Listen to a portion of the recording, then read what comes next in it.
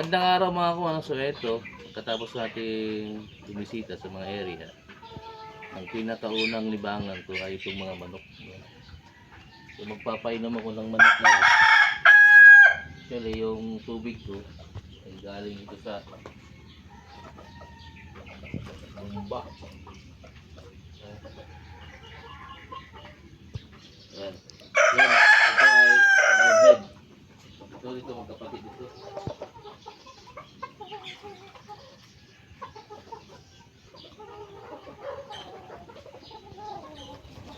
Ito naman, roundhead, open air, alas nito. Ito naman ay sweater. Ito sweater to. Kaya pumili ako ng manok, selected lang. Hindi ako, breeding ko talaga yung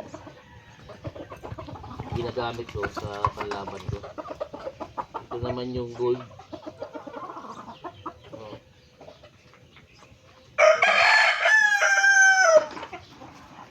At ito naman yung ama nila. Ito, isang buyugon. Dito sa Davao, 3 beses ito nag-champion. So, ang sugat lang niya ay yung sa paa, yung dito. Yan, ginamot ko na. So, ito anak niya na to. Ito. No? Actually, ang mama nito ay Hats. Kaya naging streetcom siya. No? So, ang mama nito Hats, kaya naging streetcom siya. Pero, ang pinanggalingan nito, yun. Yung Allen roundhead na yun. Hats lang ang nanay. So, bagong kalaki ko yan. Ito naman ay isang roundhead cheater na ito. Ito. Breed ko ng roundhead cheater. Yung manok ko kasi, pagka nangitlog siya, sa 8, 5 lang yung pipisa. Sa 5, 2 pa yung mamatay. So, kaya lumulusot sa 2 lang. Ito ang breed ko naman.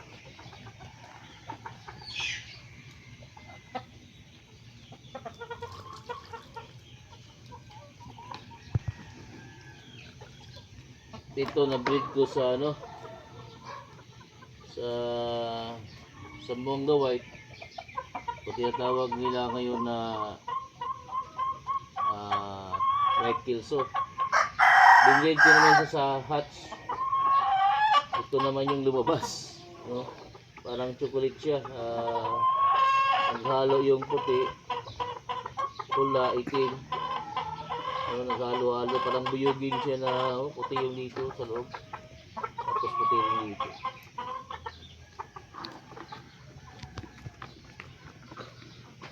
Ito, mistiso yan, Bisaya.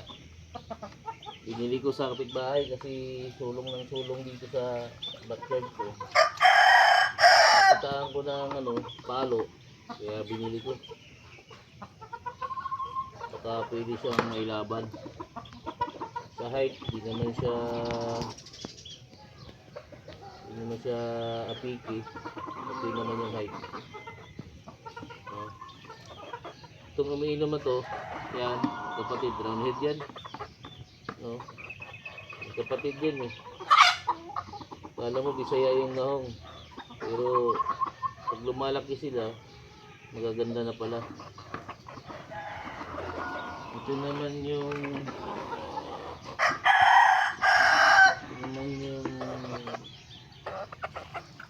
roundhead ko. Roundhead ito. Nagkaiba sila ng lahi ng isa. Kasi Allen roundhead yun eh. Ito parang minix ata ito sa sweater. medyo marami-rami yung manok natin. Marami pa talaga to dito pa.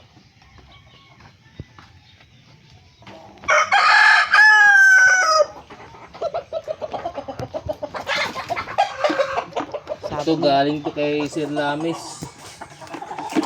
Itong manok na to. Hatch ito. Oh. Talisay Grey Hatch ang tawag nila. Dark leg. Dirty dark leg, no? May puti-puti. Parang dirty leg siya pero may dark siya. Tapos may pagkapula yung paa. Breed to ni Sir Lamis. Shoutout din kay Sir Lamis, no? Ito yung manok. Ito yung manok na ano, maganda pumalo to. Itong manok na to. Ang bata pa. Stag pa ito. Isang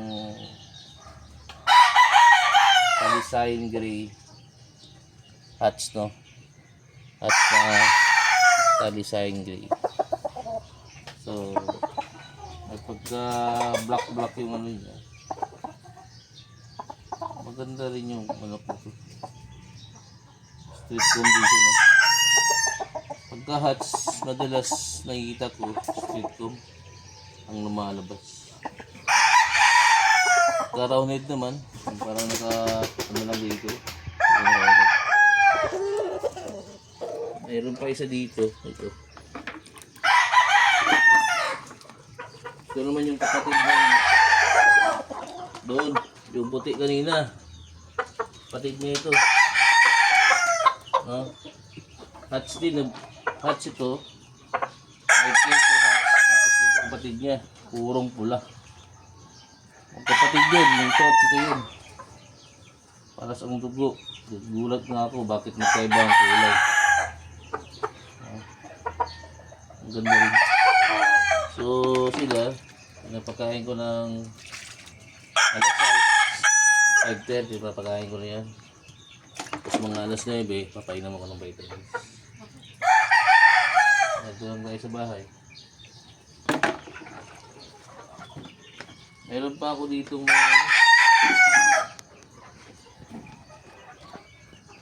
may mga bulik ako dito. Saan na yan? Mga bulik yan eh. Yan, yung bulik ko yan.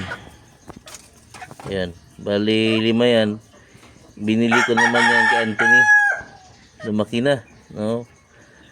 Next 2 months, tatalian na yan. Maganda mga manok yan.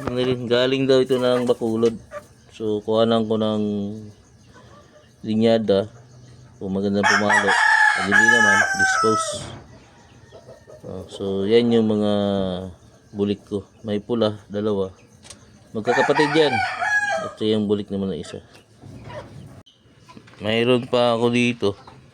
Here.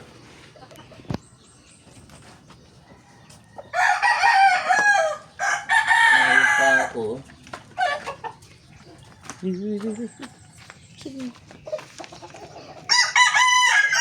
Itong pinakamabait ng manok, itong alien round head, ito.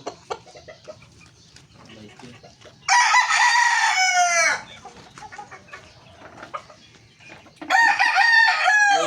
Yung 5 magkakapatid doon, mayroon pa yung kapatid dito. Ito, 2.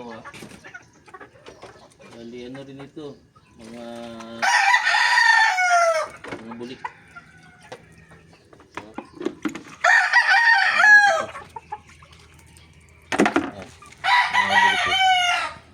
Magaganda rin naman to.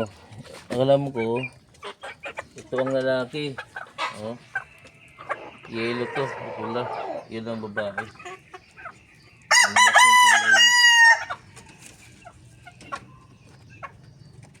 Tapos, mayroon pa kay Sir Lamis dito. Sorry, pinagmamalaki niya to eh. Kasi bihira nga makabreed ng ganito. Isang yun na may mukha. Oh, napakaitim, no? At yung kulay gray din. Ay talisay din na parang buyugon, hindi ko maintindihan, no? Pero talisay siguro to. So ang hatch din ito, na-breed naman niya sa ano, sa black wheel sim, no? Black wheel sim, tapos hatch. Yan yung labas niya, no? Malamang ito ay Picom, no? Kasi ito yung ano niya, bababa yan pagka lumaki na. So ito ang mga manok na kukuhanan ko ng mga linyala sa mga susunod na taon. Bali nagkukulik ako ng manok para i-breed para sa sarili kong pagsabong, no? Baka sa susunod na taon din, pag naka-breed na tayo, ay magbibenta rin tayo. So papakita ko sa inyo yung manok ni Atong Ang. Nakakuha tayo dito. Nakapisa na din. Tingnan natin. So ito yung ano, ito yung manok, no? Mayroon siyang 5 sisyo. Ayun, oh. Ang sabi nila, breed daw yan ng claret at ng hatch, no? Bali parang pinupuro nila yung kelso, kinukuha nila yung kelso. So ang labas yellow leg na mga manok. Ang tatay niyan yung open round head, yung open air round head. Tapos ito naman yung manok ni Atong Ang, nandito, no? Ayan, no? Ayan. So mayroon siyang 10 sisyo dyan. So yan yung mga sisyo na pinapangalagaan ko ngayon. Binuhos niya yung pagkain niya, yung booster. So pinapasama ko sila sa lanay nila para maingatan sila ng maigi.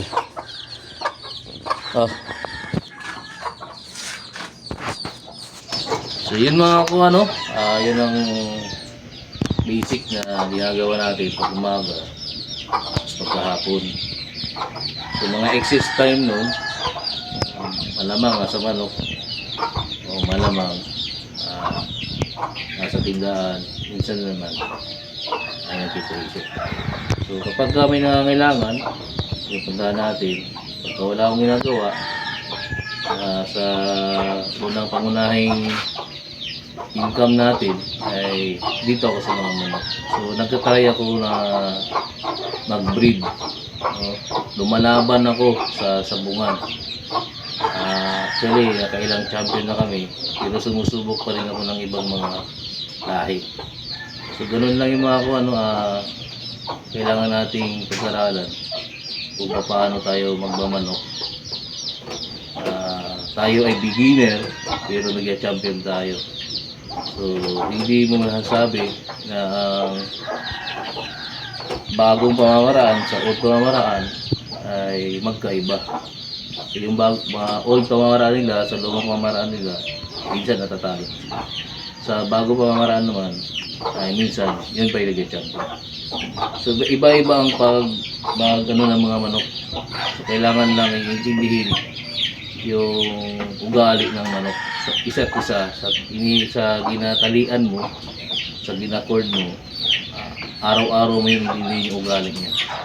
Kung siya ba ay hitter, kung siya ba ay tahimik lang, kung siya ba ay aggressive, so kailangan mo yung intindihin para mabigay mo yung tamang pagkain niya, kung ano yung papakain mo.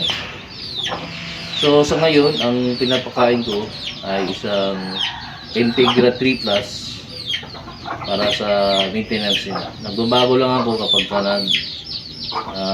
kondisyon na ako ng manok. So kailangan i-build mo yung katawan bago mo ito i-pointing. Build mo muna yung katawan niya bago mo ito i-exercise. So yun lang ang masasabi ko sa mga kasabong ko dyan. Ang pagmamanok ay hindi pangunahing hanap buhay sa isang tao. Ito ay isang libangan pero pwede ring hanap buhay. Ayos.